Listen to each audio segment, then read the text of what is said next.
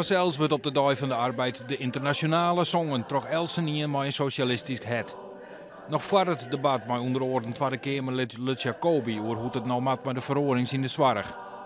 Maar hoe is het eigenlijk alweer begonnen? Feitelijk is het 150 jaar geleden dat deze hele beweging begon in Amerika. De strijd van de vakbonden voor een 8-urige werkdag. En op een gegeven moment heeft men gezegd, 1 dag in het jaar moeten we die strijd voor die 8-urige werkdag herdenken. En die 1 mei staat heel simpel voor feitelijk de dag dat toen de arbeidscontracten afliepen en weer opnieuw verlengd moesten worden. En waarom is het belangrijk dat we dat nog elke keer vieren? Ja, we leven net in een ideale maatschappij. Dus de mensen die kunnen net door het van zichzelf opkomen.